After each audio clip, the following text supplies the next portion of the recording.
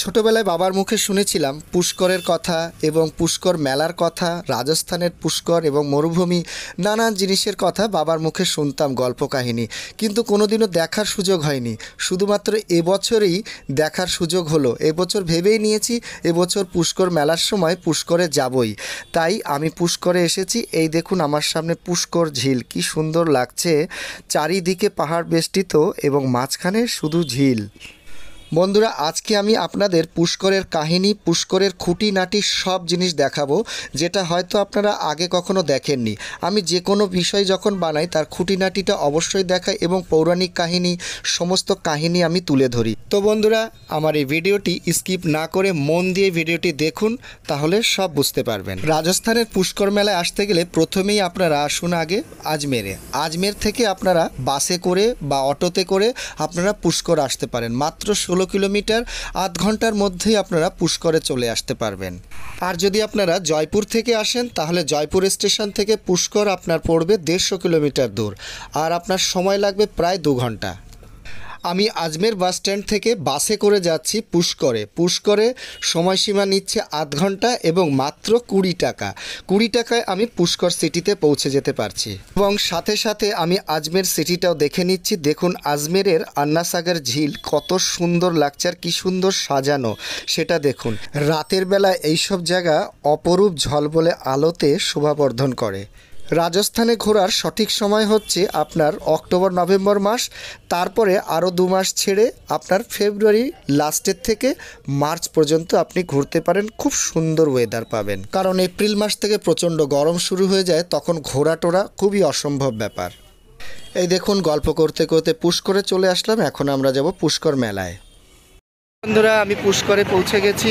আজমের থেকে মাত্র 20 টাকা ভাড়া লাগে বাসে। এটি হলো রাজস্থানের আধুনিক পুষ্কর শহর। সারা বছর এখানে বিদেশিদের আনাগোনা থাকে এবং সাধু সন্ন্যাসীদের আনাগোনা তো থাকেই। আর এটি হলো বিশ্বের মধ্যে সবচেয়ে বিখ্যাত পুষ্কর। আর কিছুদিনের মধ্যেই পুষ্কর মেলা শুরু হয়ে যাবে, তারই প্রস্তুতি চলছে দেখুন জোর কদমে। রাজস্থানে আসবো আর উটের দেখা পাবো না? এই দেখুন আমার সামনেই উটের গাড়ি, কি সুন্দরভাবে সাজানো আছে উটের গাড়িগুলি। প্রতি বছর অক্টোবর নভেম্বর মাসে এই পুষ্কর মেলাটি হয়। 5-6 দিনের মেলা, আর বিশাল ধুমধাম করে এই মেলা পালন করা হয় এবং এই মেলা বিশেষ করে পশু মেলা হিসাবে খ্যাত। বিভিন্ন দেশ বিদেশ থেকে এখানে পশু আসে, বিশেষ করে উট, ঘোড়া, গরু, আরও অন্যান্য পশু, গবাদি পশু এবং বন্য পশুও পাওয়া যায়। এখানে ক্রয় বিক্রয় সব কিছুই হয়। আর এই মেলা দেখতে দেশ বিদেশ থেকে সমস্ত ফরেনাররা এবং দেশীয় লোকেরা এসে ভিড় করে। আর কয়েকদিন পরেই পুষ্কর মেলা শুরু হবে, তারই প্রস্তুতি চলছে জোর কদমে। अभी देखिए मेला लगने वाला है। यहाँ पर बहुत बड़ा सा मेला होता है। अभी मेला সাধারণতভাবে পুষ্করে থাকা লাগে না, এবং যদি আপনি থাকতে চান এখানে প্রচুর হোটেল এবং ধর্মশালা আছে এবং কমে পাওয়া যায়। এখানে ধর্মশালার ব্যবস্থা খুবই ভালো, কম বাজেটের মধ্যে পাওয়া যায়। যেহেতু এখানে নন বেঙ্গলিদের এরিয়া, আর এই সমস্ত জায়গায় আপনি মাছ ভাত, মাছ মাংস এই সমস্ত একদমই পাবেন না। ভাত তো খুবই সীমিতভাবে পাবেন, আর বেশিরভাগ তেলের জিনিস, তেলে ভাজা, রুটি, সবজি এইগুলোই আপনি পাবেন। বিশেষ করে বাঙালিদের তো একটু দুপুরবেলা ভাত দরকার হয়। ডাল ভাত না হলে বাঙালিদের চলে না, আর মাছ না হলে তো একদমই চলে না। সেজন্য বাঙালিদের একটু অসুবিধা হয় এই সমস্ত নন বেঙ্গলিদের জায়গায়। যেমনটা আমার হয়েছে রাজস্থানে এসে। রাজস্থানে ভাতের খুব অভাব, আর আমরা যে মাছে ভাতে বাঙালি সেই জিনিসটা একদমই কম। তবুও ঘোরার লোভে একটু তো নিজেকে মানিয়ে নিতেই হয়, যতই কষ্ট হোক। আমরা এখন গল্প করতে করতে মেলা দিয়ে হেঁটে হেঁটে পুষ্কর হ্রদের দিকে এগোচ্ছি এবং আমরা দেখব পুষ্করের ব্রহ্মা মন্দির। রাজাদের দেশ রাজস্থান, রাজাদের স্থান। আর দেখুন এখানে ওপেন মেলায় বিক্রি হচ্ছে ঢাল, সড়কি, অস্ত্র, তরবারি, সমস্ত জিনিস এখানে মেলায় ওপেন বিক্রি হচ্ছে। দেখুন কিভাবে। আর সেই রাজকীয়তা, সেই রাজরাজাদের ব্যাপার এখনও এখানে বজিয়ে আছে। দেখুন এখানে এসে এই নতুনত্ব জিনিস আপনি দেখতে পাবেন।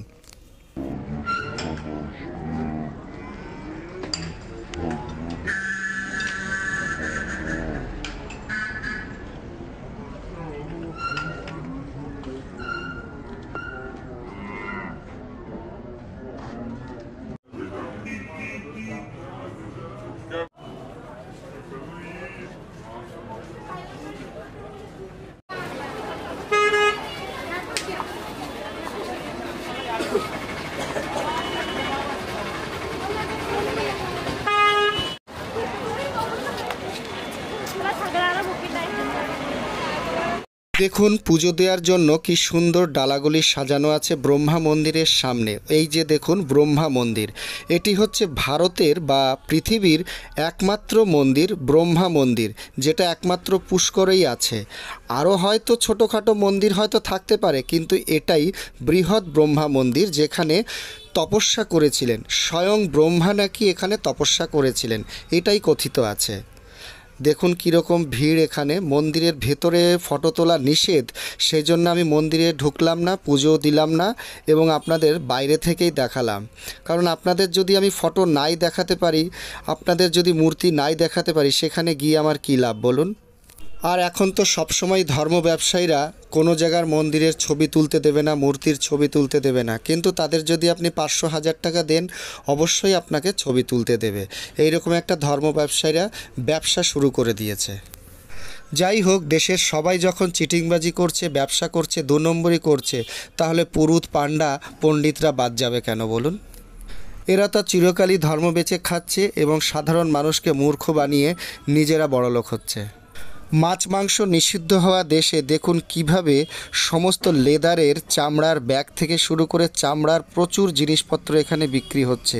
তাহলে এই চামড়াগুলো আসে কোথা থেকে?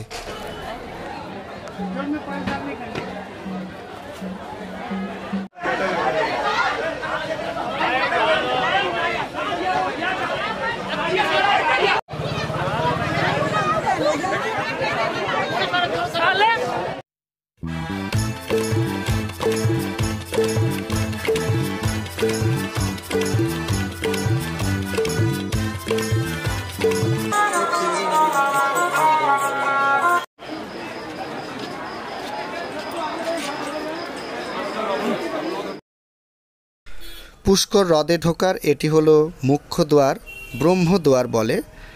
আর এই হচ্ছে সেই বিশাল হ্রদটি, চারিদিকে পাহাড় এবং চারিদিকে শহর দেখুন হ্রদের চারিদিকে। আর হ্রদে দেখুন কত মাছ। কথিত আছে ব্রহ্মা নাকি স্বর্গ থেকে একটি পদ্মফুল ফেলেছিলেন, নীল পদ্ম, আর সেই পদ্মফুল ফেলার কারণেই এই বিশাল হ্রদটি নির্মাণ হয়েছে।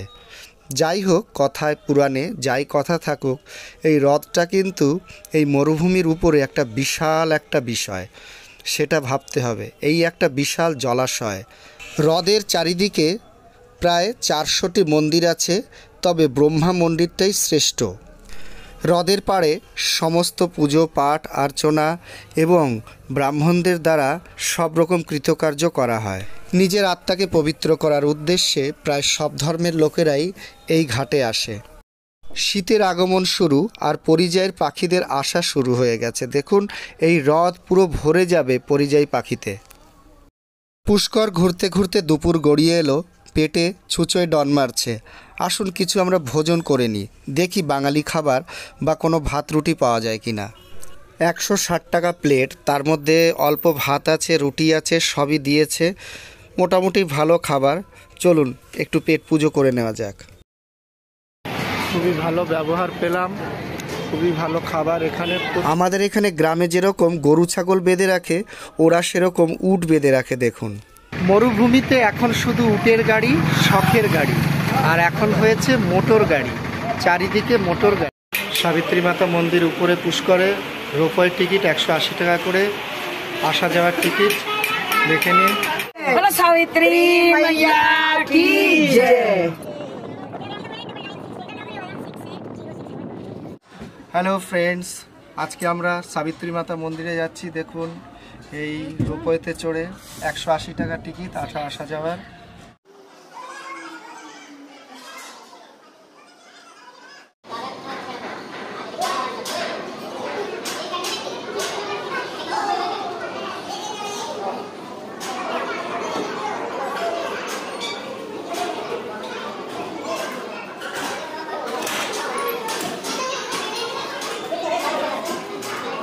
সাবিত্রী মাতা মন্দিরে তো আমরা পৌঁছে গেলাম পাহাড়ের টিলার উপরে, কিন্তু এখানেও যথেষ্ট ভিড় আছে এবং ভেতরে ছবি তোলা নিষেধ।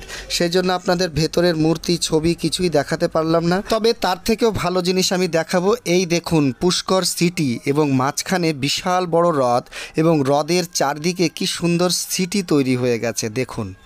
হ্যালো বন্ধুরা, নিচে আমরা দেখতে পাচ্ছি পুষ্করের ভিউ। ওই দেখুন পুষ্কর মেলা হচ্ছে নিচে, সেই ভিউটা একটু দেখে নিন। রাজস্থান সম্বন্ধে আমরা যেরকম ভুল ধারণা জানি, যা বইতে পড়েছিলাম, রাজস্থান নাকি মরুভূমির দেশ, সেখানে জল পাওয়া যায় না এবং সেখানে শুধু বালি আর বালি, কোনো গাছপালা নেই, শুধু কাটা গাছে ভর্তি। কিন্তু তার উল্টোটা এখানে দেখুন, পুরো পাহাড়টাই পুরো সবুজে সবুজে ভরা। আর দেখুন কত কৃষি জমি আর কীরকম বড় শহর, সেটা দেখেই বুঝতে পারছেন। হ্যাঁ, অবশ্যই অল্প কিছু জায়গায় মরুভূমি আছে, তবে এখন মরুভূমির উপরেও চাষাবাদ ভালোই হচ্ছে। জলবায়ু পরিবর্তন হচ্ছে এবং কয়েক বছর ধরে রাজস্থানে প্রচুর বৃষ্টিপাত এবং বন্যাও দেখা দিয়েছে।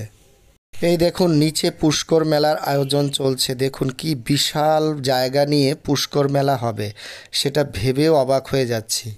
বন্ধুরা, পুষ্কর ভ্রমণ আমরা এখানেই শেষ করছি। পরের ভিডিওতে আপনাকে দেখাবো আজমের ভ্রমণ। আজমিরের নানান বিষয়গুলি আমরা দেখাবো, আজমিরের খুঁটিনাটি দেখাবো। তার জন্য আমার এই চ্যানেলটি অবশ্যই লাইক এন্ড সাবস্ক্রাইব করে রাখবেন। ভাড়া বাসে আজমের থেকে পুষ্কর 20 টাকা ভাড়া। আর দেখুন পাহাড়ি রাস্তা দিয়ে যাচ্ছি, দেখুন 8 ঘন্টার মধ্যে পৌঁছে যাবে। 1 ঘন্টার মধ্যে